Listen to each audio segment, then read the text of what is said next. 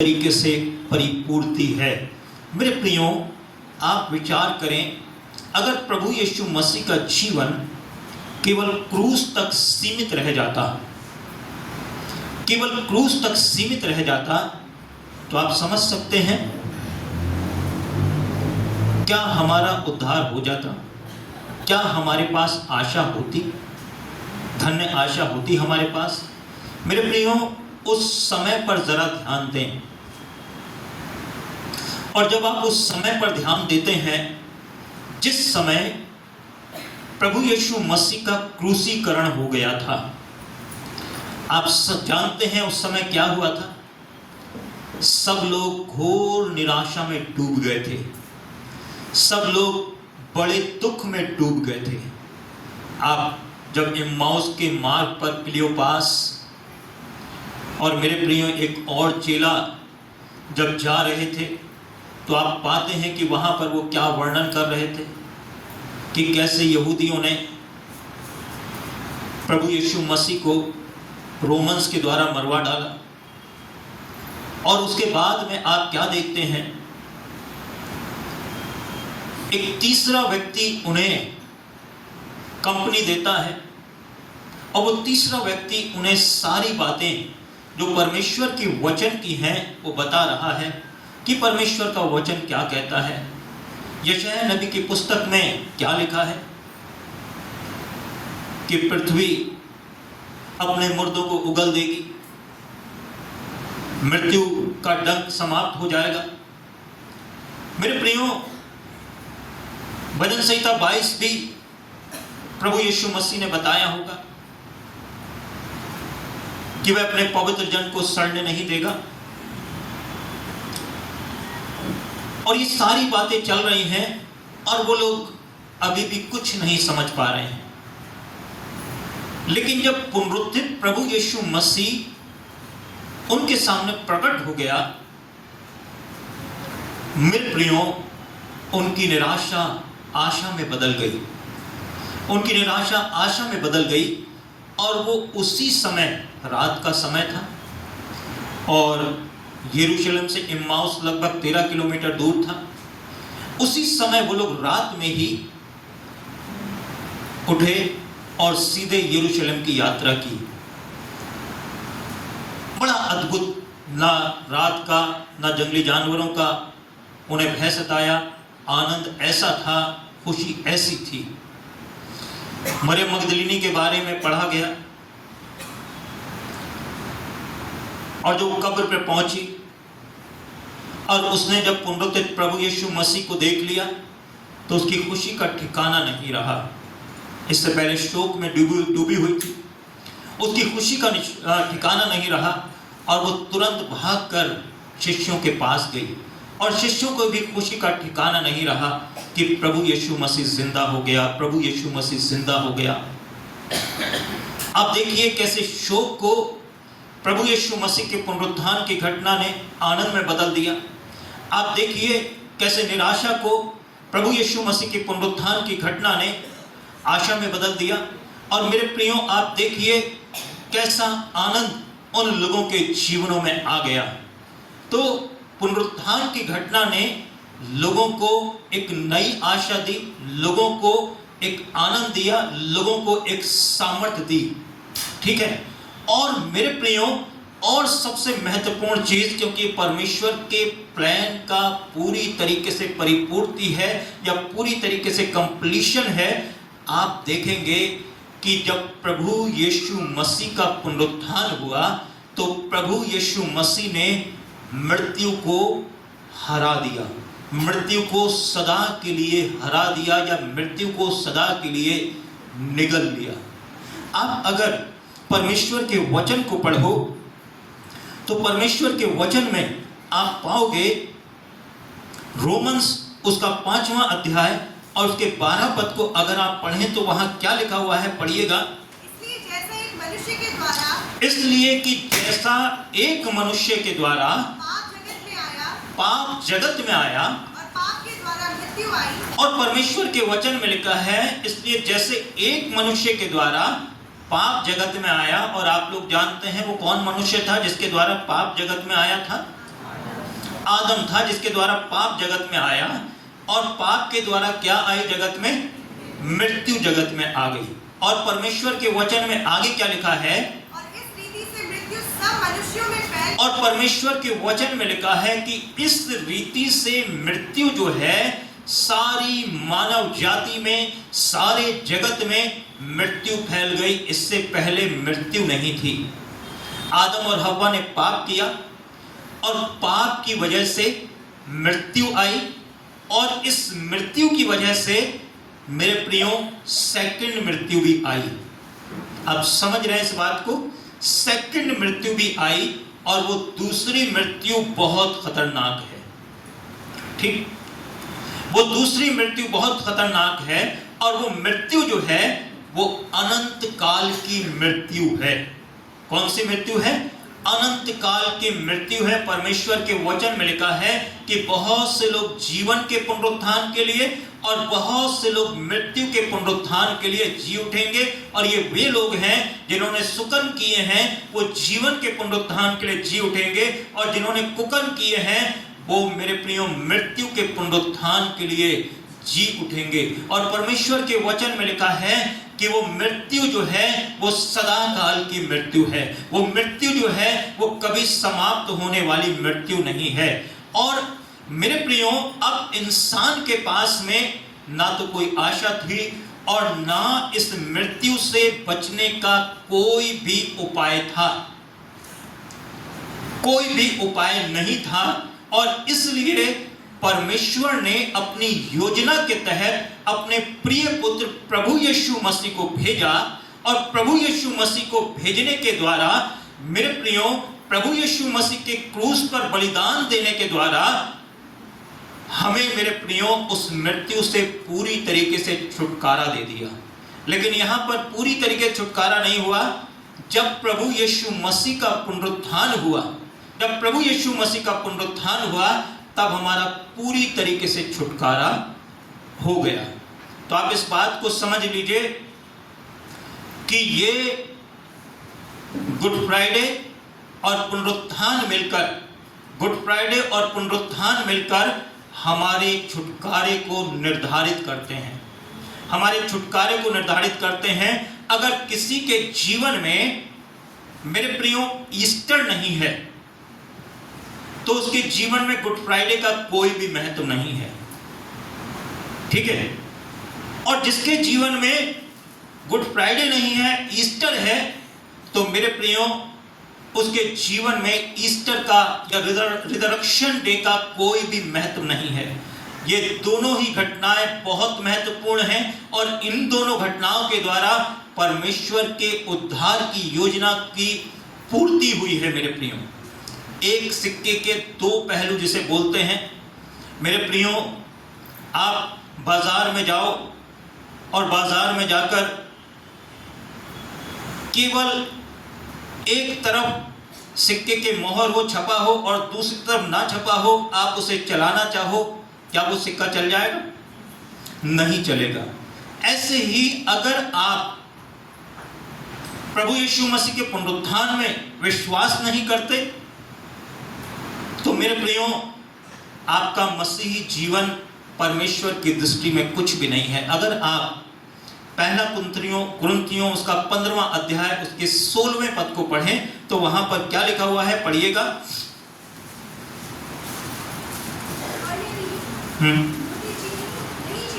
और यदि मुर्दे जी नहीं उठते तो मसीह भी नहीं जी उठा। और यदि, अब यहां पर आप देख लीजिए, यदि मुर्दे नहीं जी उठते तो मसीह भी नहीं जी उठा।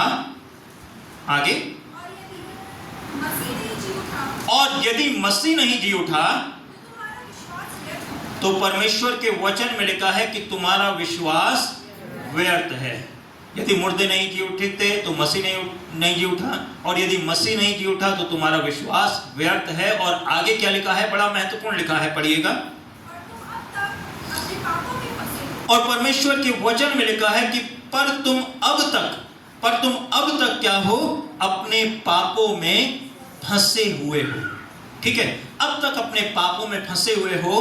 तो प्रभु यीशु मसीह के पुनरुत्थान का महत्वपूर्ण उद्देश्य ये था कि आप अपने पापों से पूरी तरीके से आजाद हो जाएं। क्या हो जाएं? मैं और आप, चाहे मैं हूं चाहे आप हैं, अपने पापों से पूरी तरीके से आजाद हो जाएं और प्रभु में क्या करें? नव जीवन प्राप्त करें। और ये सारी चीज जो होती है हमारे विश्वास के द्वारा होती है। एक दो पद बाइबल से पढ़ने के लिए निकाल लें। यूहन्ना रचित सुसमाचार उसका 11वां अध्याय उसके 25 से 26 पद।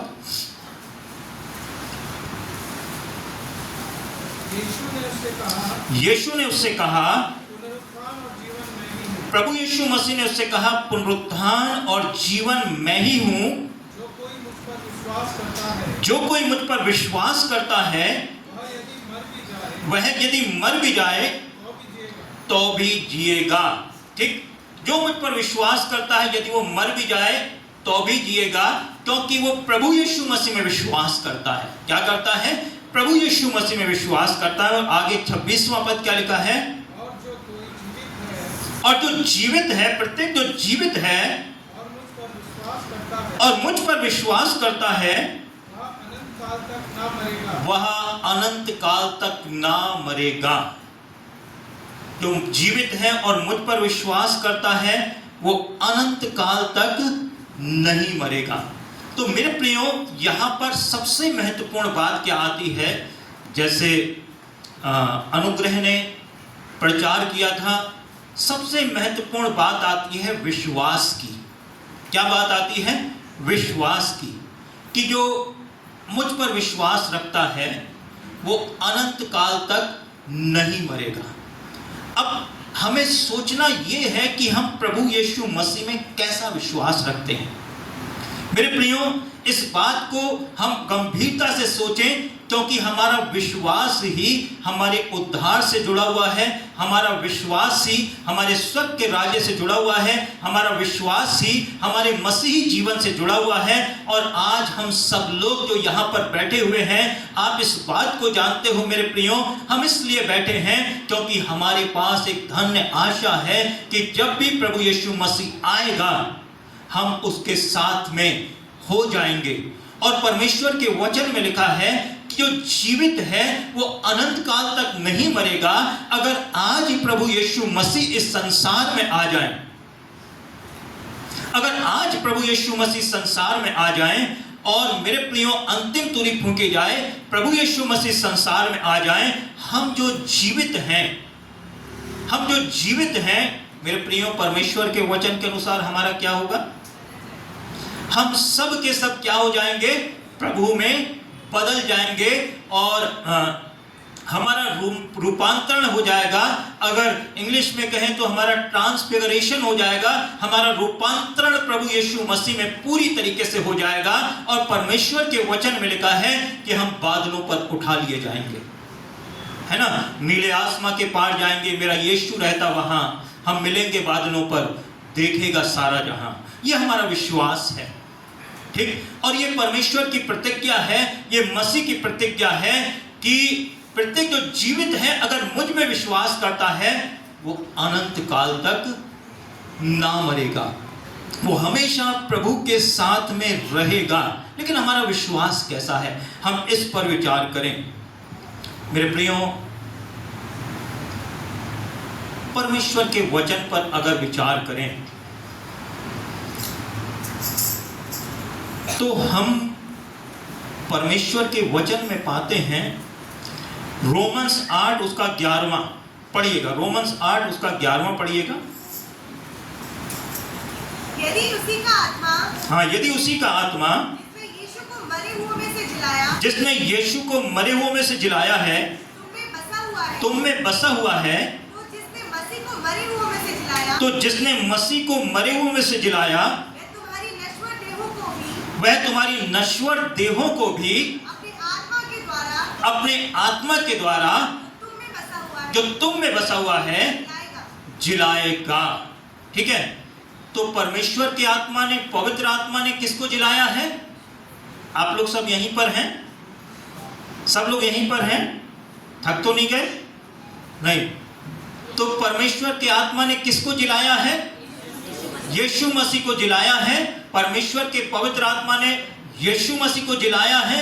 और उसके बाद में हम क्या देखते हैं कि परमेश्वर का पवित्र आत्मा जो है हमारी मरणहार देहों को भी क्या करेगा, जीवित करेगा, अगर परमेश्वर का आत्मा हमारे जीवन में बसता है।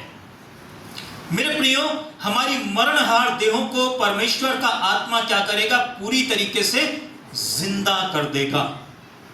और आप जानते हैं, यदि हम प्रभु यीशु मसीह में नहीं हैं, इस बात पर गौर करें। वह बात आई, प्रत्येक जो मुझ पर विश्वास करता है वो अनंत काल तक ना मरेगा, अनंत काल तक जीवित रहेगा। यदि हम प्रभु यीशु मसीह में विश्वास करते हैं तो प्रभु यीशु मसीह जो हमारी नश्वर देह हैं, कैसी देह हैं, हमारी नश्वर देह हैं, उन्हें क्या कर देगा, पुनर्जीवित कर देगा। अर्थात हमें प्रभु यीशु मसीह में क्या बना देगा, नई सृष्टि बना देगा। हमें प्रभु यीशु मसीह में नई सृष्टि बना देगा, हमें नव जीवन प्रदान कर देगा, हमारी देहों को पूरी तरीके से जीवित कर देगा। लेकिन आप जानते हैं, उसी विश्वास की बात आती है कि वो विश्वास हमारे जीवन में कैसे आता है, जब हम प्रभु यीशु मसीह को अपना व्यक्तिगत मुक्तिदाता मान लेते हैं। क्या है, जब हम प्रभु यीशु मसीह को अपना व्यक्तिगत मुक्तिदाता मान लेते हैं,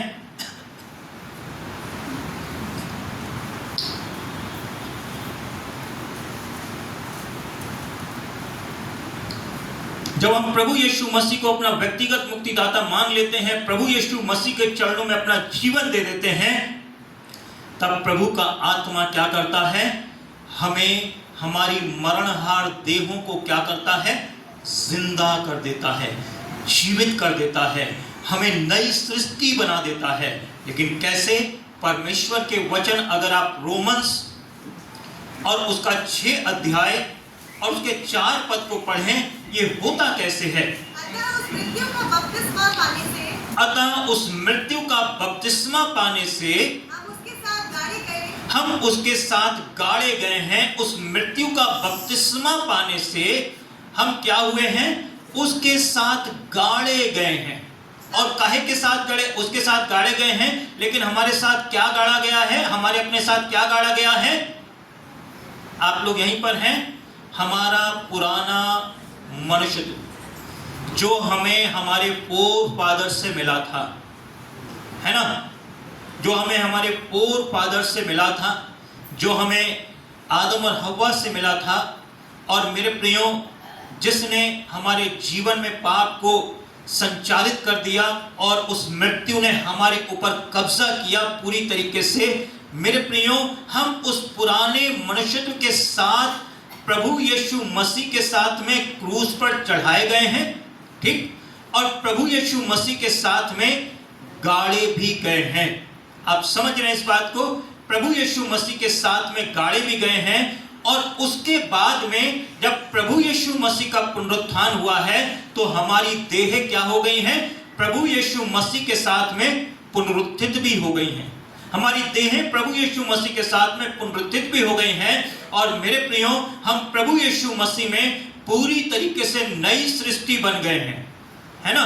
और परमेश्वर के वचन में लिखा है कि इसलिए तुम नई सी चाल चलो। 6 पद में क्या लिखा हुआ है, हम जानते हैं कि हमारा पुराना मनुष्य तत्व, हम जानते हैं कि हमारा पुराना मनुष्य तो उसके साथ क्रूस पर चढ़ाया गया है, ताकि पाप का शरीर व्यर्थ हो जाए, पाप का शरीर पूरी तरीके से व्यर्थ हो जाए, और हम आगे को पाप के दासत्व में ना रहें। पाप के दासत्व में आगे को हम पाप के दासत्व में ना रहें, वरन नई सी चाल हम प्रभु यीशु मसीह में चलने लगे।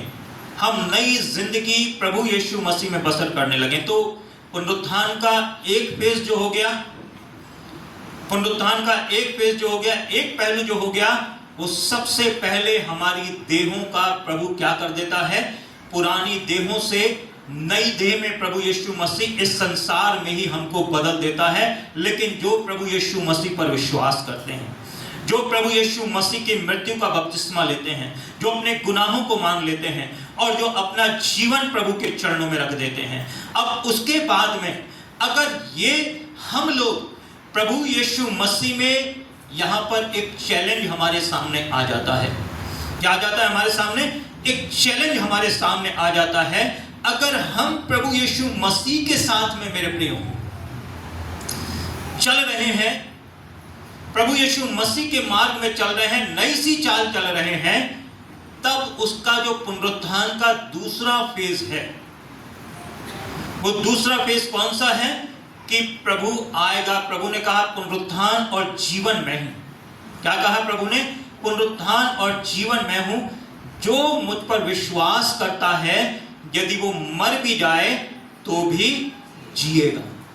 और आप यहां पर देखोगे, जो प्रभु मेरे मन में डाल रहे हैं, परमेश्वर के वचन में लिखा है कि वो पुनरुत्थान जो होगा,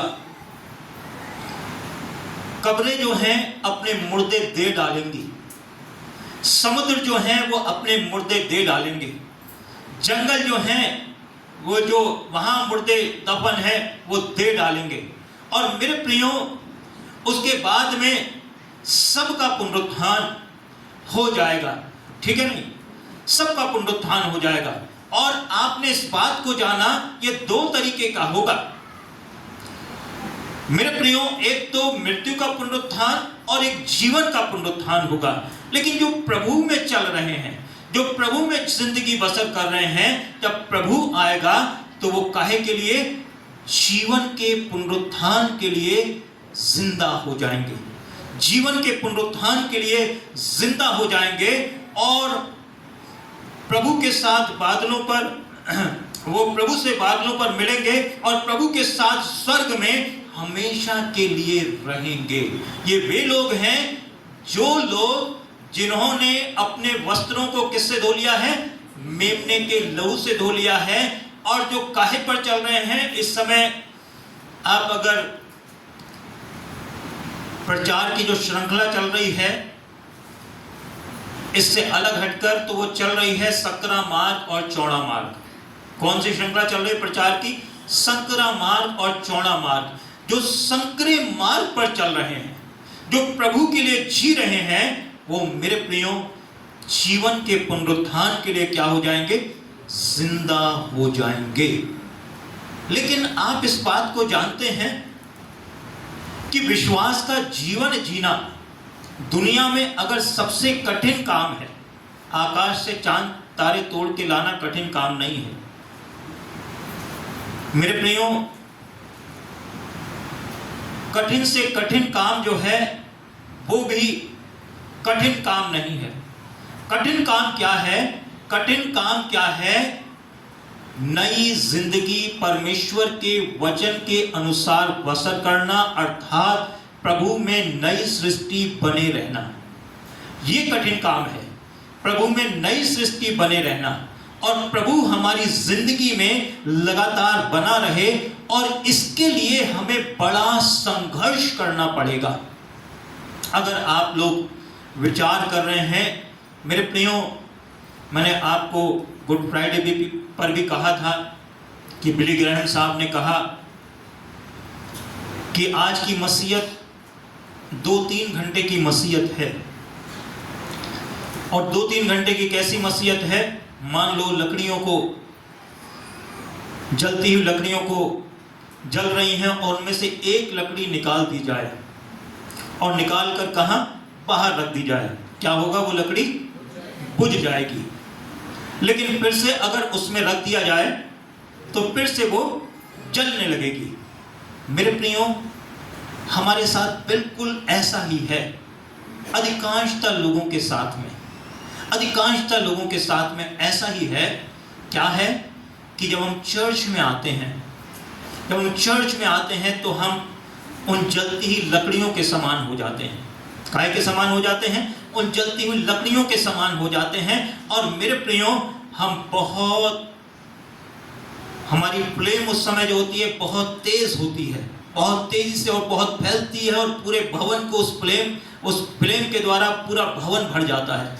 लेकिन जैसे ही ये लकड़ी जो है जब बाहर जाती है तो मेरे प्रियो ये बुझ जाती है और लोगों के समान हो जाती है। तो प्रभु आप ये समझ लीजिए कि आप मसीहत को जी ही नहीं रहे हैं। आप ये समझ लीजिए कि ऐसा जीवन जो है वो परमेश्वर को पसंद नहीं है। आप ये समझ लीजिए कि आप उस दौड़ में शामिल नहीं हैं, जो दौड़ आपको परमेश्वर के राज्य तक लेकर जाती है। आप उस दौड़ में शामिल नहीं हैं। मैंने पढ़ा था, अगर मुझे मिल जाएगा तो मैं आपको बताऊंगा, प्रकाशित वाक्य की पुस्तक में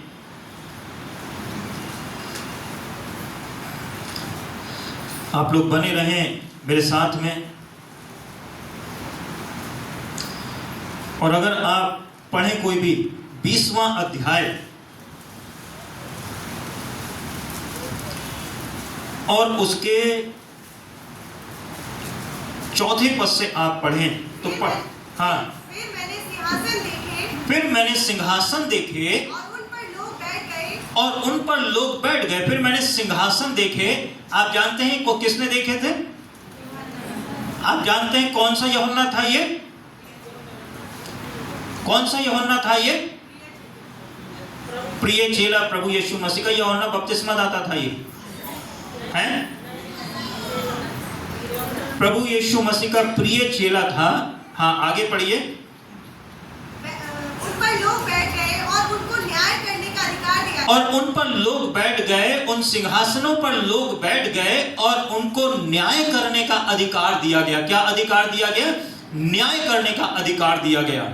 आगे। मैंने उनकी आत्माओं को भी देखा। मैंने उनकी आत्माओं को भी देखा, जिनके सिर यीशु की गवाही देने। हाँ, जिनके सर यीशु की गवाही देने और परमेश्वर के वचन के कारण काटे गए थे। जिनके सर यीशु की गवाही देने, जिनको सताया गया था और परमेश्वर के वचन का प्रचार करने के कारण क्या कर दिए गए थे? काट डाले गए थे। ये वे लोग थे, ठीक, जो सिंहासनों पर बैठकर न्याय कर रहे हैं। आगे।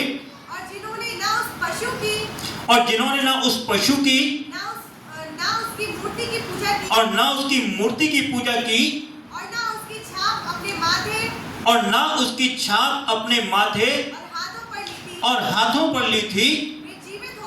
वे जीवित होकर मसीह के साथ 1000 वर्ष तक राज्य करेंगे। अब मेरे प्रियो, जब लोग पुनरुत्थित होंगे तो उसमें सबसे पहला पुनरुत्थान किन लोगों का हो जाएगा? जिन्होंने प्रभु के वचन का प्रचार किया है, जिन्होंने प्रभु की गवाही दी है और जो उसके कारण सताए गए हैं, जिन्हें मार डाला गया है, जिन्हें काट डाला गया है, वो सबसे पहले पुनरुत्थित हो जाएंगे। और वो कितने वर्षों तक राज्य करेंगे? 1000 वर्ष तक राज्य करेंगे। 1000 वर्ष तक राज्य करेंगे। ये पहला, ये अगर आप उसमें देखें तो ये पुनरुत्थान का पहला फेज हो जाएगा।